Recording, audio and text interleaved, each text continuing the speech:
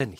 Depuis les dernières municipales, on estime à 5000 le nombre de logements dont la construction a été stoppée par les nouveaux élus.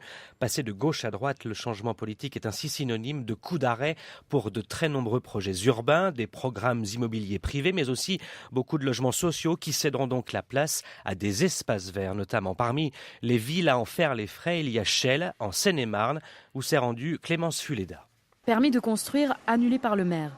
L'inscription en capitale noire sur fond jaune est placardée plusieurs fois sur les panneaux qui vantent le projet de construction d'une nouvelle résidence. 52 logements sociaux devaient être bâtis ici, rue de la Résistance, au cœur de la ville, juste à côté du parc du Souvenir.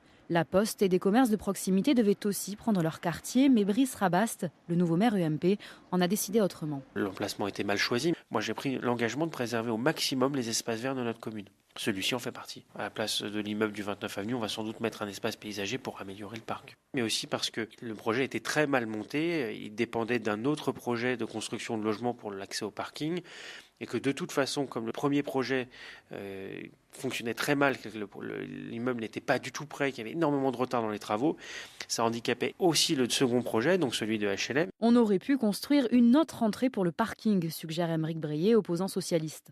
Pour lui, la décision du nouveau maire n'est entre autres qu'un coup de communication pour imposer sa nouvelle équipe après 19 ans de mandat socialiste. Le fond de sa décision n'est pas l'élément juridique.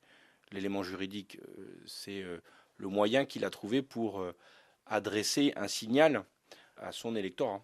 Je n'ose pas imaginer que ce soit simplement parce que c'est du logement social. Non, je n'ose pas l'imaginer. Ce à quoi Brice Rabaste répond qu'il n'a pas stoppé la construction des autres logements sociaux décidés par son prédécesseur. Jean-Jacques Marion, un autre opposant socialiste, croit lui en la bonne foi du nouveau maire, mais le symbole est là. Le fait de dire qu'on ne construit pas à cet endroit-là, ça va poser un certain nombre d'interrogations en termes de gestes par rapport à l'aménagement et ce droit au logement. La mixité sociale, elle devrait être reconnue par tous.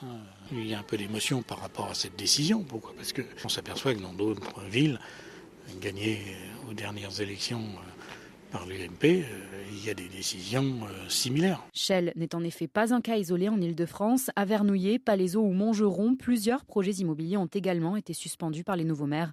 Selon Jean-Paul Huchon, président de la région Ile-de-France, 5000 au total seraient aujourd'hui à l'arrêt. Le reportage signé Clémence Fuleda.